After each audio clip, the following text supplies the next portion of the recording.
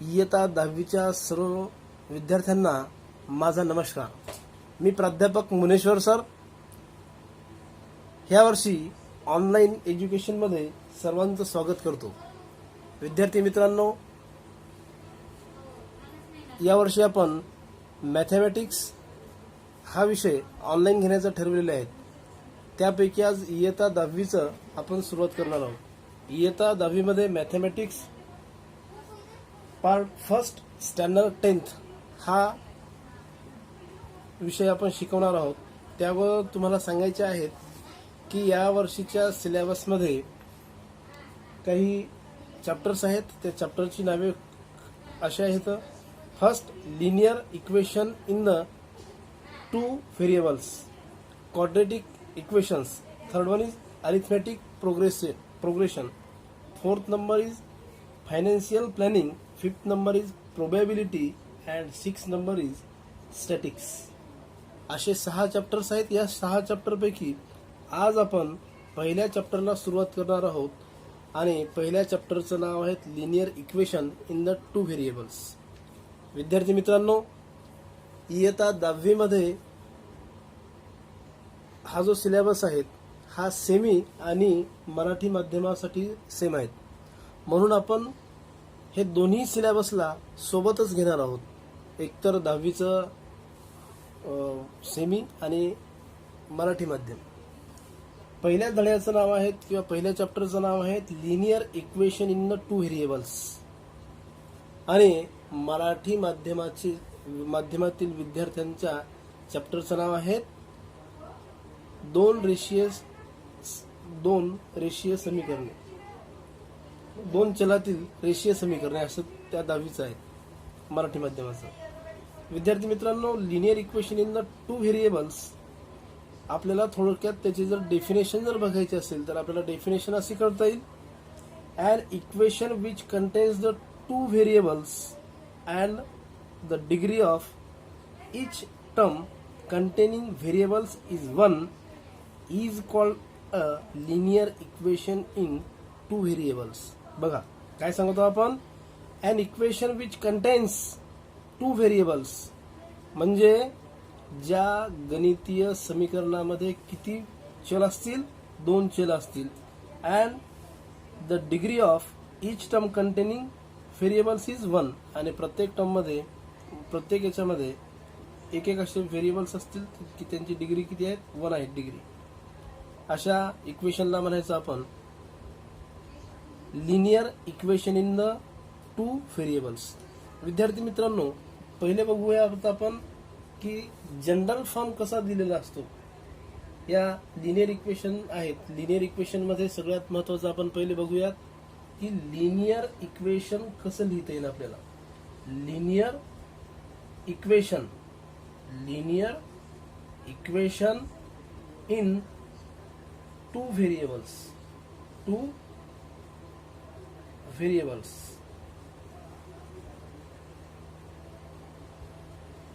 therefore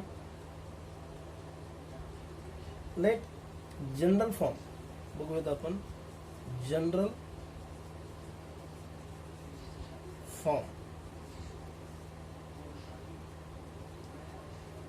form म्हणजे सामान्य रूप। सामान्य रूप अशा प्रकारचं आहे मित्रांनो, बघा ax plus by plus c बरोबर 0। therefore general form is represented as, or it is stated as, ax plus by plus c is equal to the 0। it means that in this equation we have seen there are the two variables, because the linear equation in two variables आपल्या याच्यामध्ये दिलेलंच आहेत, आपल्या चॅप्टरचंच नाव आहे। म्हणून दोन variable कोणते त्याच्यातले, x and Y. हे कसे आहे, एक्स आणि Y. Where A B and C are the constant. Constant म्हणजे काय आणि व्हेरिएबल्स म्हणजे काय, थोडक्यात आपल्याला ओळख आहेच। मागच्या वर्षापर्यंत आपण शिकतच आलेलो आहोत की एक्स आणि Y are the variables. Variables means की ज्यांच्या व्हॅल्यू नेहमी बदलतात त्याला व्हेरिएबल्स म्हणतात, आणि कॉन्स्टंट म्हणजे काय, ज्यांच्या व्हॅल्यू कधीही बदलत नाहीत त्यांना म्हणतात variables. Now friends, we can write also the any expression in this general form, like as a, b, c are the constant and x and y having the degree 1. Therefore we can say that this is the simultaneous equation, or it is called as the linear equation in the two variables. For example, 3x plus 4y plus 2 is equal to the 0. Look at this equation and compare general form with this equation. This is equation considered as equation number A, and this is the general equation. Now compare this equation with the general form. Therefore we can say that x. Therefore we can say that this is the linear equation in the two variables, and the two variables are x and y, where 3, 4 and 2 are the constants. 3, 4 and 2 are the constants. Therefore we can say that this is an example of general form of linear equation in the two variables. Okay friends, right now we have discussed or the activities, some activities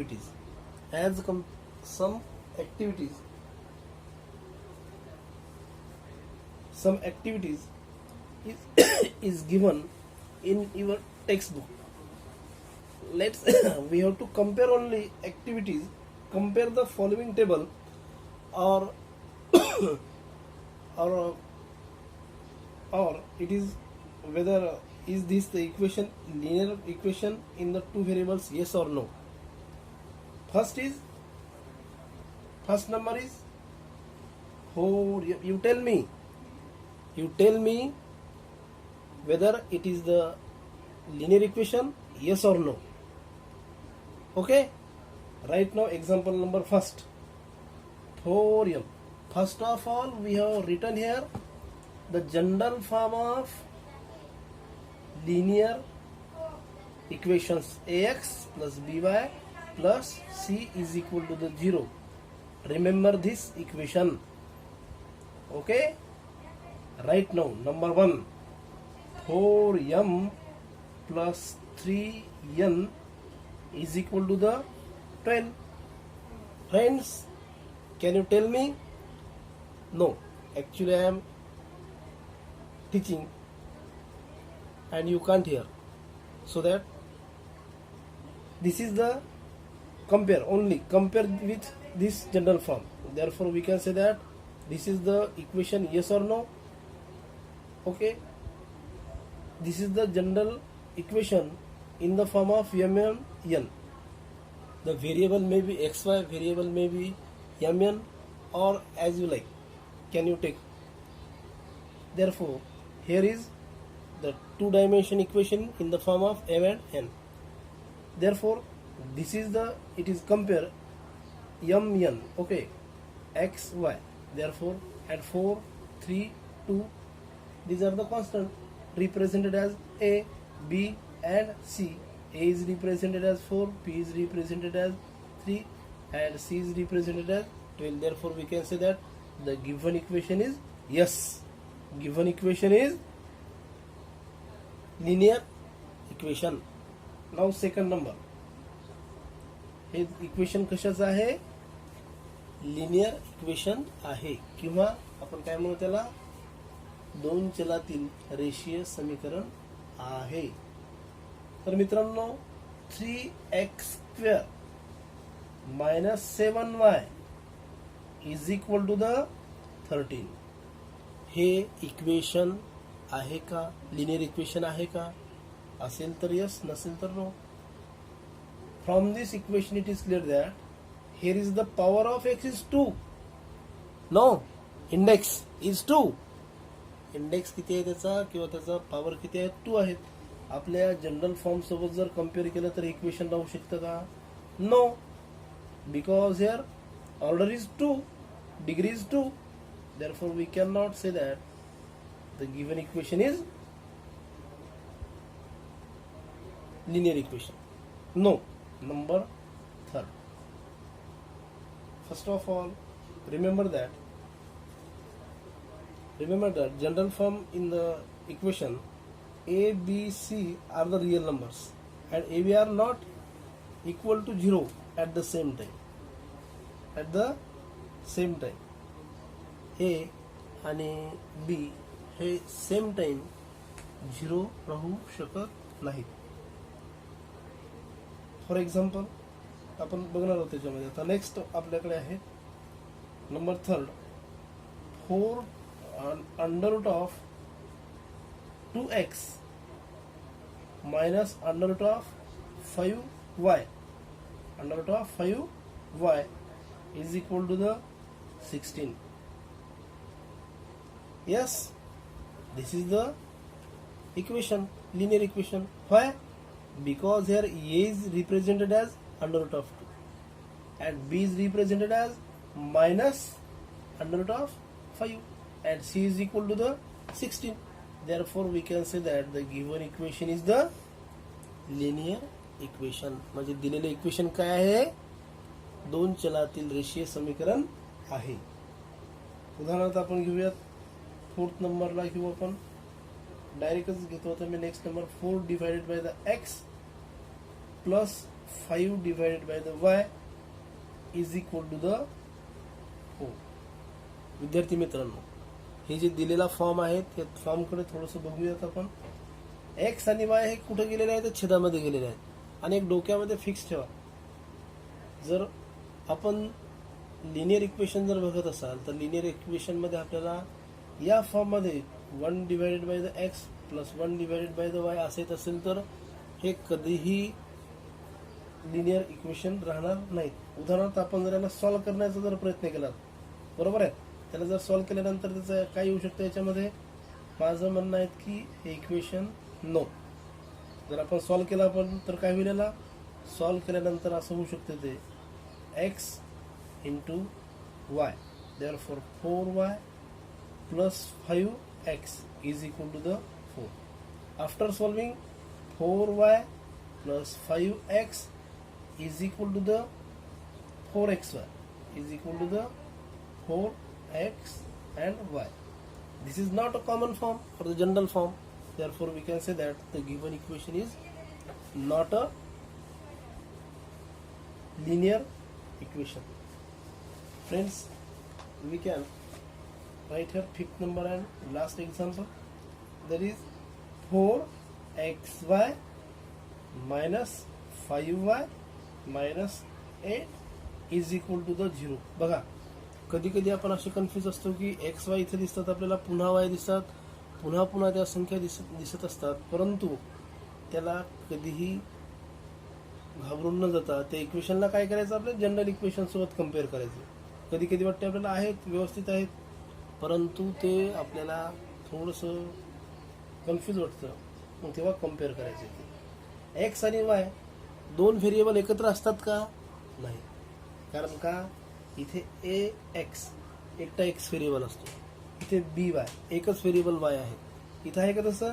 x y not. Therefore we can say that it is not a linear equation. हे equation आहे का?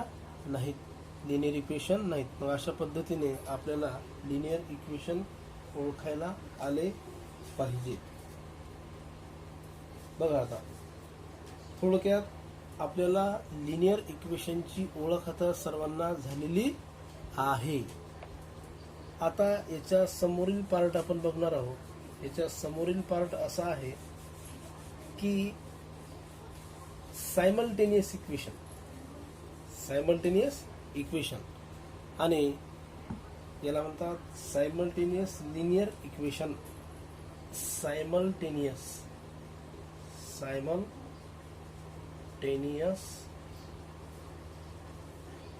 Linear equation. Simultaneous linear equation, मराठीमध्ये त्याला म्हणतात एक सामायिक समीकरणे. एक सामायिक समीकरणे, एक सामायिक रेषीय समीकरणे. आता याच्यामध्ये करायचं काय मित्रांनो, आपल्याला काही आपल्याला गणित असतात, काही सोडवायचे असतात परीक्षेमध्ये, काही प्रश्न आपल्याला विचारले जातात. सॉल्व द फॉलोइंग क्वेश्चन्स, असे काही प्रश्न आपल्याला असतात. आता आपण त्यांना सोडवण्याचा प्रयत्न करणार आहोत. उदाहरणार्थ आपल्याला एखादं गणित दिलेलं आहे किंवा एखादं सॉल्व करण्यासाठी दिलेला पार्ट आहे. फॉर एक्झाम्पल एक सामायिक समीकरण. Example number first, 5x minus 3y is equal to the 8, and second one is 3x plus y is equal to the 2 असं आपल्याला सायमल्टेनियसली म्हणजे एकाच वेळी, बरोबर आहे, आपल्याला काय करायचं आहे, लिनियर इक्वेशन सॉल्व्ह करायचं आहे. मग एक सायमल्टेनियस इक्वेशन सोडवत असताना आपल्याला नेमकं करायचं का असतं, त्याच्यामध्ये एक्स आणि वाय म्हणजे व्हेरिएबल जे आहेत, दोन चल आहेत, त्या दोन चलाच्या किमती काढायच्या आहेत. आलं का लक्षात? दोन चलाच्या किमती आपल्याला काढायच्या आहेत. तर स्टार्ट करूया आपण सोल्युशन. म्हणजे आपल्याला काय राहील, solve the following equation.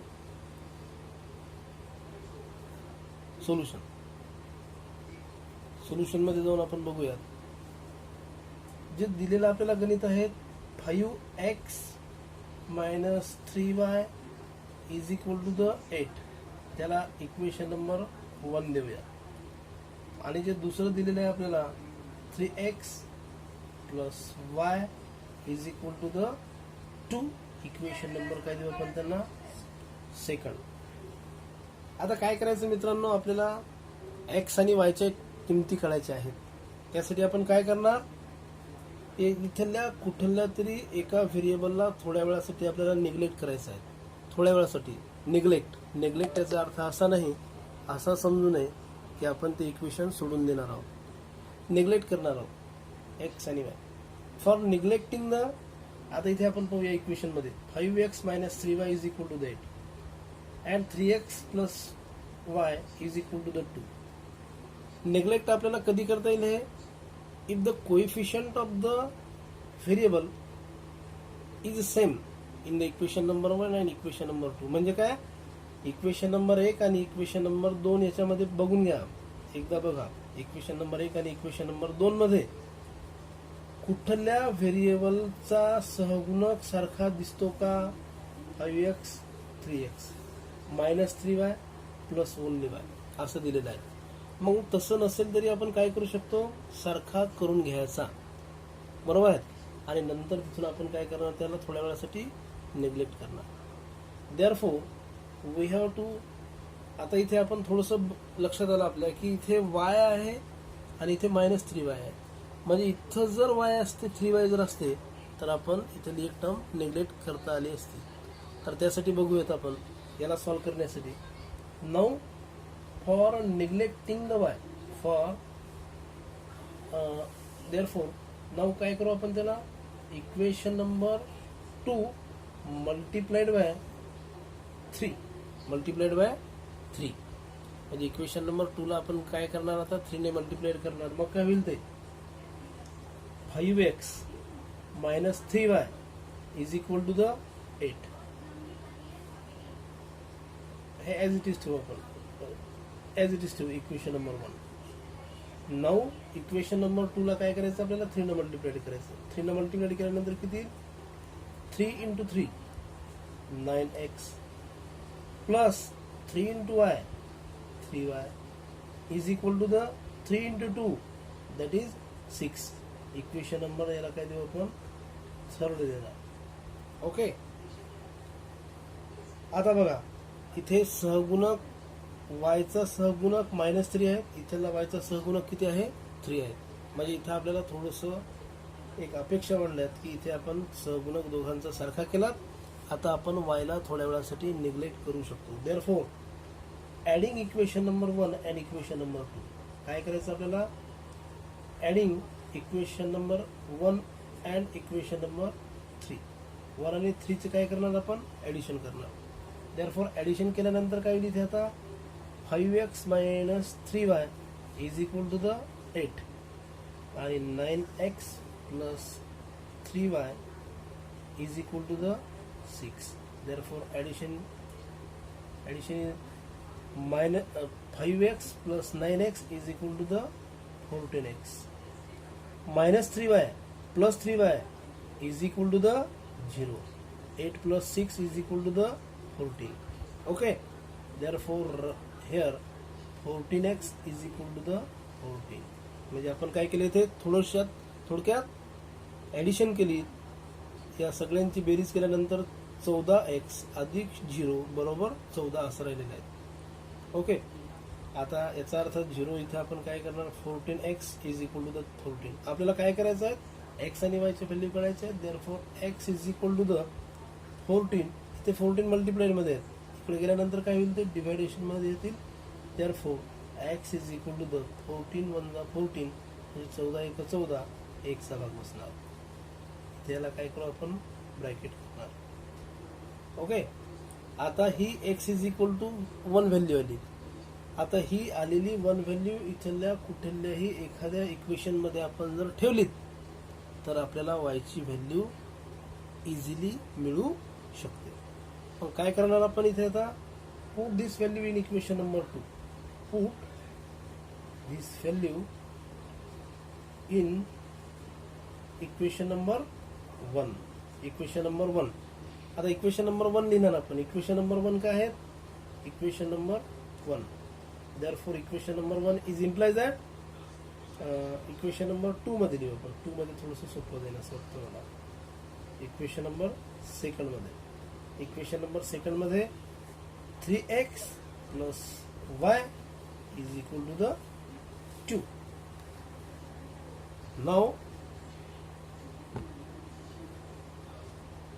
Now, so friends, now here 3x plus y is equal to the 2.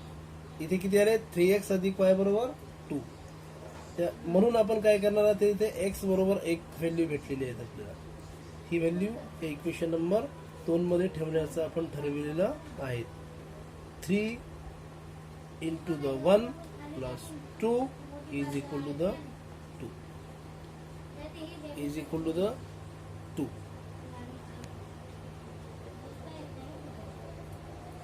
Therefore 3 अधिक y बरोबर 2 आणि y बरोबर 2 minus 3 म्हणून y बरोबर -1. म्हणजे आपल्याला x ची व्हॅल्यू किती मिळाली? 1 आणि y ची व्हॅल्यू किती मिळाली? -1. म्हणून आपण शेवटी सोल्युशन लिहिणार. सोल्युशन आपलं काय आहे? xy is equal to the 1 minus 1. अशा प्रकारे आपण हे एक्झाम्पल सोडलेले आहे. मित्रांनो, माझा व्हिडिओ जर तुम्हाला आवडला असेल तर नक्की सबस्क्राईब करा, चॅनलला सबस्क्राईब करा आणि लाईक करा. धन्यवाद.